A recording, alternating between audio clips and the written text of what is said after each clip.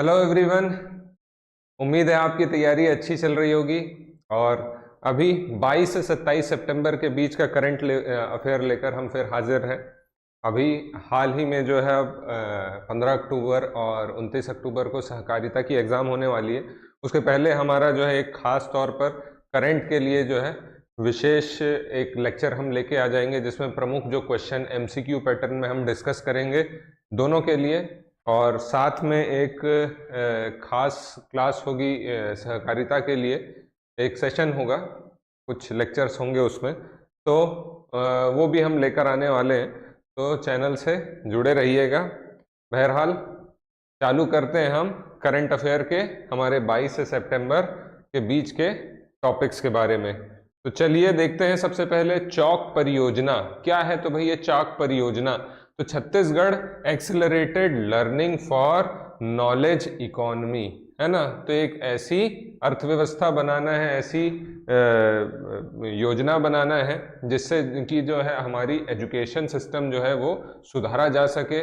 तो ये जो है सीनियर सेकेंडरी लेवल पर जो है साइंस और कॉमर्स की मांग बढ़ रही है और उसको और सुदृढ़ करने के लिए जो है गवर्नमेंट की ये योजना है।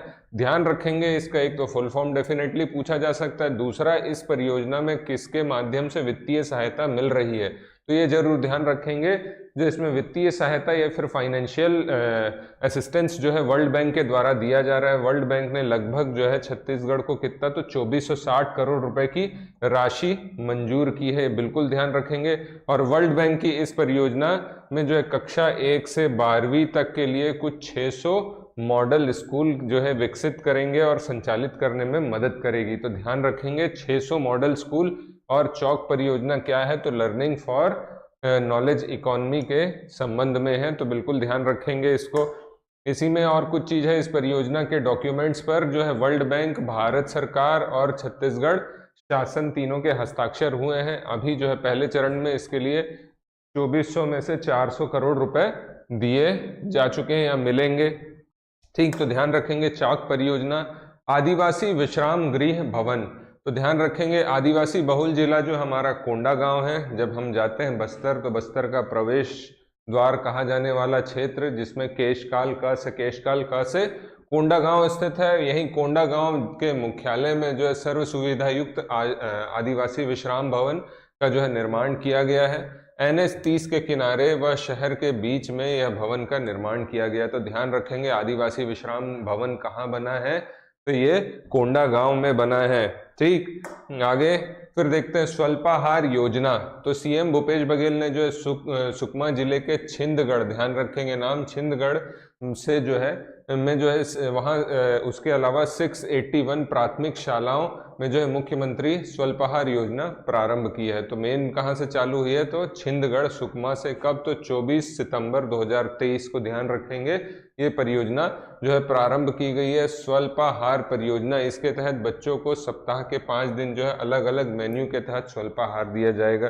तो पूरा मेन्यू अलग अलग वैरायटी की फिक्स होंगे, जिसमें जो है बच्चों को जो है खाना दिया जाएगा 5 दिनों तक। तो 24 सितंबर को चालू की गई। कहाँ से, तो छिंदगढ़ सुकमा जिले से, है ना। मिड डे मील जो योजना थी उसी को थोड़ा सा और ज़्यादा एक्सटेंड किया गया है इसमें, तो ध्यान रखेंगे इसको। आगे देखते हैं और क्या चीज़ें हैं। तो सीएम ने जो है इसके अलावा 64 परगना के ग्रामों के की आराध्य देवी जो मानी जाती थी, जिसको बोला जाता है मुसरिया माता, इनके मंदिर का भी लोकार्पण किया। कहाँ से, तो यहीं सुकमा जिले के छिंदगढ़ में। हम जब मैप बनाते हैं तो ये हमारा जो छत्तीसगढ़ का सबसे सदर्न मोस्ट या दक्षिण मोस्ट पॉइंट है, उसी को वहीं पर सुकमा है, और वहाँ पर छिंदगढ़ में जो है मुसरिया माता का मंदिर भी है। तो ध्यान रखेंगे ये टॉपिक को। आगे देखते हैं भुस्की तथा पतकसा नदी, इनके बारे में आया था पेपर में कि यहाँ से भी जो है सोना मिलता है। तो ये भी कहाँ है, तो दुर्ग कोंदल विकास खंड कोटरी नदी के तट पर। और कहाँ है, तो ये कांकेर जिले में। ध्यान रखेंगे यहाँ से भी सोना मिलता है। इसके अलावा हमने जो पढ़ा है, तो ईब नदी के बारे में भी हमने पढ़ा है। इसके अलावा कांकेर जिले में भी जो है दुर्ग कोंदल विकास खंड में कोटरी नदी के 2 सहायक नदी हैं। ध्यान रखेंगे कोटरी नदी की भुस्की और पतकसा नदी। तो ये दोनों जो है नदियों में मिलता है। तो कहाँ से है इनका उद्गम, ध्यान रख लेंगे। अब कभी पूछा जा सकता है, दुर्ग कोंदल के ग्राम पडगाल और संगम किससे होता है इसका, पतकसा से होता है। तो ये दुर्ग कोंदल के ग्राम पडगाल से निकलती है, वहीं पतकसा जो है दुर्ग कोंदल के हाहा लच्छी पहाड़ी से जो है इस निकलती है। और इसका संगम कहाँ होता है, तो कोटरी में। तो मतलब भुसकी नदी जो है वो पतकसा में मिलती है और पतकसा के थ्रू जो है ये जाकर कोटरी में विलीन होती है। तो ध्यान रखेंगे इन नदियों में सोना निकालने का काम जो है ये धनवा कुलचर के 40 परिवार जो है सदियों से करते आ रहे हैं, है ना। तो ये धनवा कुलचर जगह के कुछ 40 परिवार हैं और इसी कारण जो है इन परिवार के लोगों को जो है सोनझारिया भी कहा जाता है। तो ध्यान रखेंगे नदियों से सोना निकालने की वजह से इन परिवारों का उपनाम सोनझरिया हो गया है। तो ध्यान रखेंगे ये दोनों पॉइंट को, धनवा कुलचर के 40 परिवार। आगे देखें हम इसी में और क्या टॉपिक है। तो 19वां एशियाई खेल में पदक। तो आपको जैसे पता है कि कोविड के कारण ये पोस्टपोन हो गया था और जो हमारा अभी 19th एशियन गेम्स चल रहा है, तो 19th एशियन गेम्स 2023 में जो है इंडियन वुमेन क्रिकेट टीम ने जो है श्रीलंका को फाइनल में हराकर जो है गोल्ड पदक प्राप्त किया है। ठीक, इसके अलावा और जो है ये क्या हुआ, तो पिंगफेंग, ये हो कहाँ रहा है वैसे हमने देख चुके हैं, हांगझाऊ चीन में हो रहा है, ये पहले देख चुके हैं हम। और Pingfeng campus cricket field Hangzhou China में जो है क्रिकेट का हुआ था। और 10 मीटर पिस्टल में भी अगर हम देखें तो राइफल टीम जो है वर्ल्ड रिकॉर्ड के साथ स्वर्ण पदक हासिल किया इसमें भी। वहीं पर world champion Rudransh Patil, Olympian Divyansh Pawar, Aishwarya Pratap Singh Tomar की टीम जो है क्वालिफिकेशन राउंड में जो है इतना स्कोर करी है। ये 2 दिन पहले का कुछ टॉपिक है, हो सकता है इसमें कुछ परिवर्तन हो गया होगा। आने वाले लेक्चर में जो आपको फाइनल टैली या फाइनल लिस्ट मिल जाएगी, इसमें आप जरूर जो जो मेडल प्राप्त कर लिए हैं उसको अपने करंट के साथ नोट कर सकते हैं। फिर घुड़सवारी में भी जो है हमको गोल्ड मेडल प्राप्त हुआ है। तो सुदीप्ति हजेला, दिव्यकीर्ति सिंह, विपुल छेड़ा और अनुष अग्रवाल 41 साल 41 ईयर्स बाद जो है भारत को जो है खास तौर पर घुड़सवारी के लिए पुरस्कार मिला है। ध्यान रखेंगे ये, है ना, मतलब भारत का ट्रेडिशनल स्पोर्ट्स नहीं है, अन्य पदक जो है ये मिल चुके हैं, तो इनको आप नोट कर सकते हैं। जैसे लाइट वेट डबल स्कल्स जो है उसमें अर्जुन लाल और अरविंद को सिल्वर मिला है। इसके अलावा 10 मीटर राइफल में हमने मेहुली घोष और रमिता आशी चौक से पीछे जो बात की थी वहीं पर। इसके अलावा पेयर रोइंग जो होता है उसके लिए जो है मतलब एक तरीके का नाव चलाना, पेयर रोइंग जो है बाबूलाल यादव और लेखराम को ब्रॉन्ज मिला है। नेहा ठाकुर, ये भी एक तरीके का सेलिंग है, लंबे दूर के लिए सेलिंग जो होती है, इसके लिए सिल्वर नेहा ठाकुर को मिला है। तो कुछ जो है ये आप देखेंगे इसमें से जो है भारत के पारंपरिक या ट्रेडिशनल स्पोर्ट्स नहीं है, उसमें भी भारत को जो है पुरस्कार प्राप्त हो रहे हैं। आगे देखते हैं और क्या है। तो छत्तीसगढ़ को मिले 3 पुरस्कार।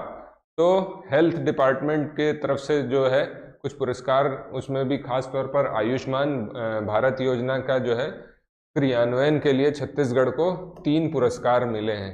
तो नई दिल्ली में आयोजित आरोग्य मंथन कार्यक्रम हुआ था और इसमें छत्तीसगढ़ प्रदेश को जो है अवार्ड दिए गए हैं। तो ये 3 अवार्ड क्या क्या हैं, एक तो दिख रहा है डिजिटल हेल्थ रिकॉर्ड के लिए एम्स रायपुर को सम्मानित किया गया है।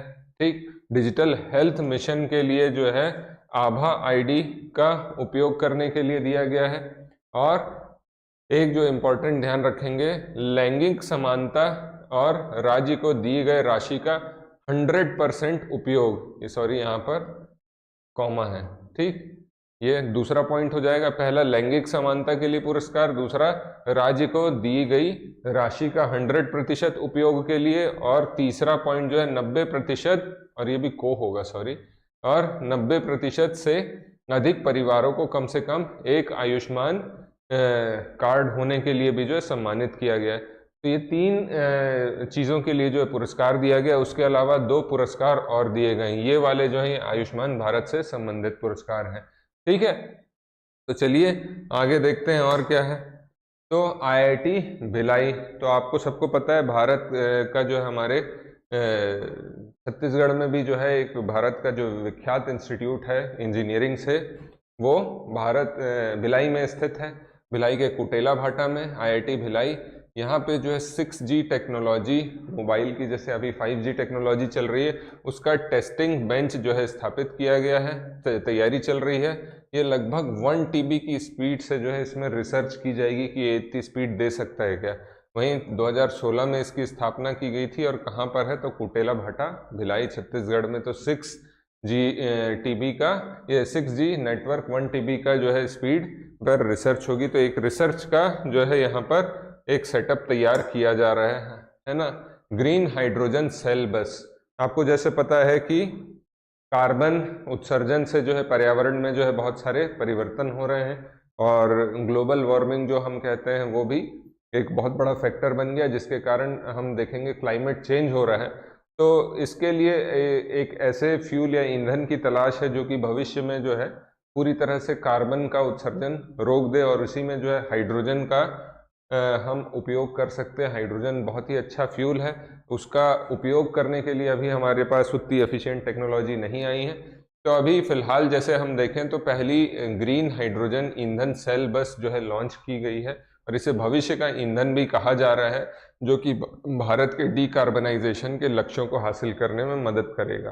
ठीक, जैसे कि 2015 के पेरिस कन्वेंशन में भारत ने अपना कुछ योगदान बताया है कि किस तरह से जो अक्षय ऊर्जा या फिर आपका जो नॉन कन्वेंशनल एनर्जी के सोर्स हैं उस पर भारत क्या क्या कार्य करेगा। तो उसमें से एक हाइड्रोजन ऊर्जा भी अगर भारत उत्पादन करने लगता है, 2030 तक का भारत ने अपने लिए लक्ष्य लिया, अगर ये हासिल कर लेता है तो बहुत ही अच्छी बात होगी।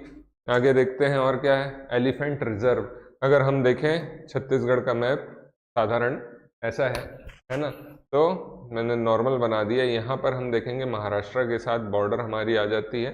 तो इस क्षेत्र पर जो है गोंदिया गढ़चिरौली तक जो है एक एलिफेंट रिजर्व बनाया जाएगा, नवेगांव नागझीरा टाइगर रिजर्व के बफर एरिया में। तो ध्यान रखेंगे, नवेगांव नागझीरा टाइगर रिजर्व काफ़ी फेमस है, और वहाँ पर जो है एक एलिफेंट रिजर्व भी बनाया जाएगा उसके बफर जोन में, ध्यान रखेंगे, है ना। ये महाराष्ट्र वन विभाग द्वारा तैयारी की जा रही है, और ये छत्तीसगढ़ की सीमा से करीब 25 किलोमीटर की दूरी पर स्थित होगा, तो इसे ध्यान रखेंगे। और वर्तमान में देश में कितने हैं तो कुल 33 एलिफेंट रिजर्व या हाथी रिजर्व हैं, हमारे यहाँ संरक्षण क्षेत्र हैं।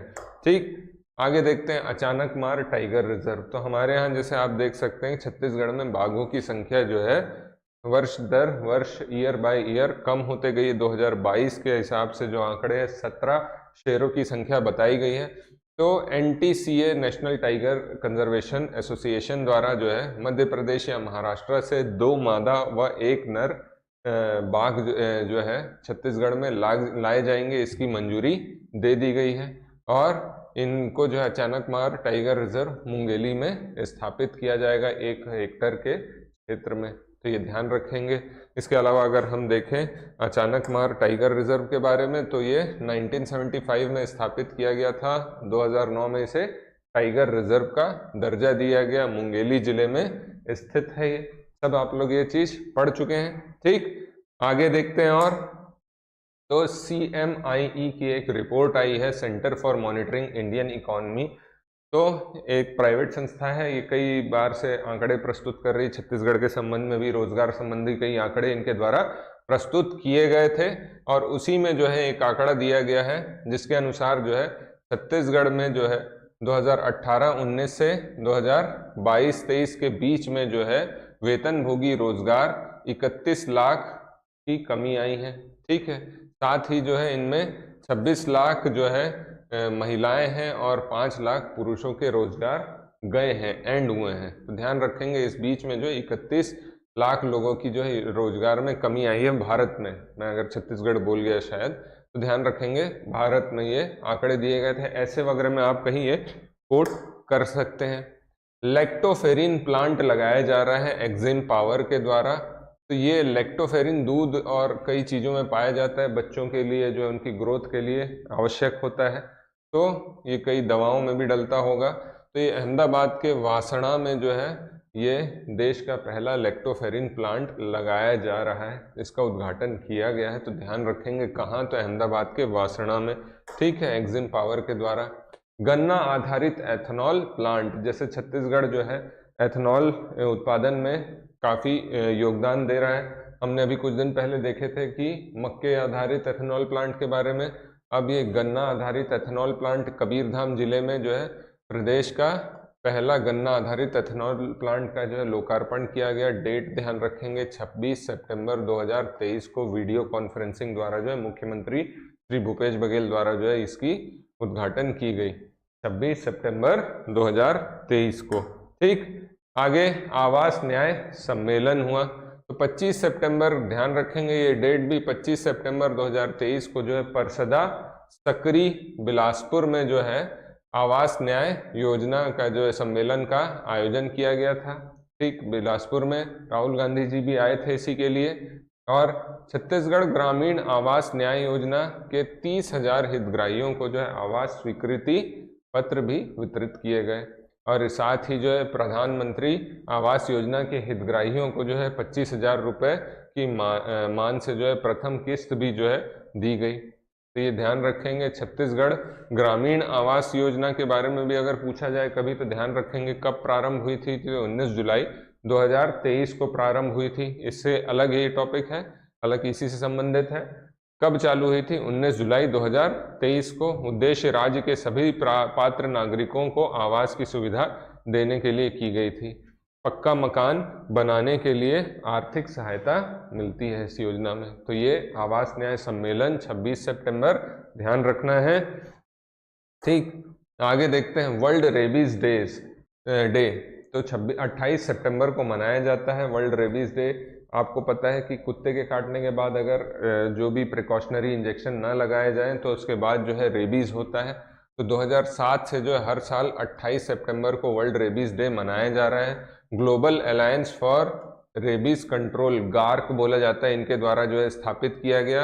और 2023 की जो थीम है all for one, one health for all, ये उसकी थीम रखी गई है। WHO द्वारा जो है फ्रांसीसी वैज्ञानिक लुईस पास्चर जो थे उनको श्रद्धांजलि देते हुए पहला वर्ल्ड रेबीज डे मनाया गया था 28 सितंबर को। और ये ध्यान रखेंगे गोवा जो है हमारे देश में ये पूरी तरह से रेबीज मुक्त राज्य है, ये जरूर ध्यान रखेंगे। ठीक, आगे और क्या चीज है? तो CREDA Chhattisgarh state renewable energy development agency, Chhattisgarh राज्य अक्षय ऊर्जा विकास प्राधिकरण या अभिकरण। तो ये 25 मई को स्थापित हुई थी और छत्तीसगढ़ में अक्षय ऊर्जा, सोलर एनर्जी, विंड एनर्जी और दूसरी कोई अन्य एनर्जी जिससे कि हम नॉन कन्वेंशनल वे में यूज़ करते हैं, रिन्यूएबल फॉर्म में जो है, तो उसके प्रमोशन के लिए, उसके प्रसार के लिए जो है 25 मई 2001 को जो है इसकी स्थापना की गई थी। नई दिल्ली में आयोजित 8वां नेशनल एनर्जी मैनेजमेंट अवार्ड, ध्यान रखेंगे 8वां नेशनल एनर्जी मैनेजमेंट अवार्ड हुआ था और इसमें जो इसे पुरस्कृत किया गया है, ये ध्यान रखेंगे, राष्ट्रीय पुरस्कार मिला। इसके अलावा 3 वर्षों से 2020, 21, 22 में क्रेडा को CM द्वारा ऊर्जा संरक्षण के क्षेत्र में सम्मान दिए जा चुके हैं। क्रेडा राज्य के अक्षय ऊर्जा विकास प्राधिकरण का संक्षिप्त रूप है और यह जो है शासन के ऊर्जा विभाग का एक उपक्रम है। यह जरूर ध्यान रखना, कभी कूट वूट में पूछ लिया जाए ये क्वेश्चन तो आपको पता रहना चाहिए क्रेडा के बारे में। ठीक, आगे देखते हैं और क्या खास है। तो छत्तीसगढ़ का पहला टेनिस एकेडमी, टेनिस अभी आपने देखा होगा कि हाल ही में US ओपन भी एंड हुआ है और इस प्रकार से पूरे ग्रैंड स्लैम समाप्त हो गए। टेनिस एक स्पोर्ट है जिसके लिए काफ़ी सारी चीज़ें लगती है, इन्वेस्टमेंट लगता है, तो अच्छी सोर्सेस प्लेयर्स को नहीं मिल पाती। शायद यही कारण है कि भारत से भी कोई बड़ा टेनिस खिलाड़ी नहीं हुआ। इसके लिए बेसिक रिसोर्सेज ज़रूरी हैं और उसमें सबसे बड़ी रिसोर्सेज हो जाती है कि आपको एक अच्छा कोर्ट मिल जाए, अच्छी एकेडमी मिल जाए। तो छत्तीसगढ़ में रायपुर के लाभांडी में 4 एकड़ क्षेत्र में छत्तीसगढ़ की पहली व सबसे बड़ी टेनिस एकेडमी तैयार की गई है। CM द्वारा 27 सितंबर 2023 को जो है टेनिस स्पोर्ट्स एकेडमी का उद्घाटन किया गया और टेनिस एकेडमी में एक मुख्य सिंथेटिक कोर्ट होगा और 5 जो है प्रैक्टिस सिंथेटिक कोर्ट हैं, तो जिससे कि जो है प्रैक्टिस भी की जा सके। एक एकेडमी पूरी तरह से तैयार हो जाएगी। फिक्की आप सब जानते हैं, federation of Indian chamber of commerce and industry, इनके द्वारा जो है 3 पुलिस अधिकारियों को अवार्ड, फिक्की अवार्ड से सम्मानित किया गया, जिसमें से डॉक्टर अभिषेक, छत्तीसगढ़ के 3 अधिकारी हैं जिसमें से डॉक्टर अभिषेक पल्लव, इनके बारे में आपने यूट्यूब में वीडियो देखे होंगे अक्सर। तो इन्हें जो है दंतेवाड़ा में इनके द्वारा चलाए गए अभियान लोन वर्राटू कार्यक्रम के लिए पुरस्कारित किया गया। मयंक गुर्जर जी को जो है त्रिनेत्रम अभियान के लिए पुरस्कृत किया गया। पूजा अग्रवाल जी को जो है अभिव्यक्ति कार्यक्रम के लिए पुरस्कृत किया गया। 15 सितंबर 2023 को नई दिल्ली में फिक्की संस्था द्वारा स्मार्ट पुलिसिंग के 2022 के लिए जो है अवार्ड दिए गए थे, और इसमें जो है 3 पुलिस अधिकारी हैं, अभिषेक पल्लव जी, मयंक गुर्जर जी और श्रीमती पूजा अग्रवाल जी। तो ध्यान रखेंगे इनके बारे में। आगे देखते हैं दादा साहेब फाल्के अवार्ड कौन से नंबर का, तो 53वां। ये एक नेशनल अवार्ड है या नेशनल फिल्म अवार्ड है जो कि लाइफ टाइम अचीवमेंट के लिए दिया जाता है, और ये इस बार 53वां अवार्ड जो है लाइफ टाइम अचीवमेंट के लिए अभिनेत्री वहीदा रहमान को दिया गया है। तो ध्यान रखेंगे वहीदा रहमान को जो है 1952 में पद्मश्री व 2001 में 11 में पद्म भूषण से सम्मानित किया गया था, और इन्हें जो है 53वां दादा साहेब फाल्के पुरस्कार दिया गया है। साइकिलिंग टनल के बारे में आया था, तो नॉर्वे के शहर में जो है एक कार फ्री फ्यूचर के हिसाब से जो एक टनल बनाया जा रहा है, और ये विश्व का जो है सबसे लंबा साइकिलिंग टनल होगा। ध्यान रखेंगे 3 किलोमीटर लंबा टनल है, और जिसकी लागत जो है 238 करोड़ रुपए आई है, और ये टनल का नाम है फिलिंग्स अडलास टनलन। तो ये ध्यान रखेंगे कि एक साइकिलिंग टनल कहाँ बना है, तो नॉर्वे के शहर बर्गन में। ठीक, एक साइकिलिंग टनल जहाँ पे सिर्फ साइकिल ही चलेंगे। ठीक, ये हो गई जानकारी। आगे देखते हैं सरस्वती नदी। तो सरस्वती नदी जो है भारत की एक इम्पॉर्टेंट नदी में से एक है, और ऐसा माना जाता है कि हम जब आपका प्रयागराज में जाते हैं तो संगम में ये 3 नदियां हैं, ऐसा बताया जाता है, गंगा, यमुना और सरस्वती। सरस्वती जो है हमारे को लिटरेचर में अगर देखते हैं तो उसका उल्लेख मिलता है, लेकिन अभी वास्तविकता में हमें ये दिखाई नहीं देती, लुप्त हो गई ऐसा माना गया है। तो इसके सोर्स को खोजने का जो है प्लान चल रहा है, और हरियाणा के सरस्वती नदी हेरिटेज डेवलपमेंट बोर्ड द्वारा राजस्थान, उत्तराखंड, गुजरात व हिमाचल में सरस्वती नदी रिसर्च सेंटर की स्थापना की जाएगी। बोर्ड का उद्देश्य है कि विलुप्त सरस्वती नदी को पुनर्जीवित करना है। तो ये जो कुछ खास इस हफ्ते के हमारे करंट के टॉपिक हैं, उम्मीद है ये कहीं ना कहीं आपको हेल्प करेंगे आपके आने वाले कॉम्पिटिटिव एग्जाम्स के लिए। और साथ ही ऐप है हमारा, डाउनलोड करिए, तैयारी और अच्छे से करिए। जैसे मैंने इंटरव्यू अपना वीडियो के स्टार्टिंग में भी बताया कि क्या क्या आने वाले समय में कुछ प्रोग्राम हम लेकर आ रहे हैं, तो तैयारी करते रहिए। All the very best, thank you very much.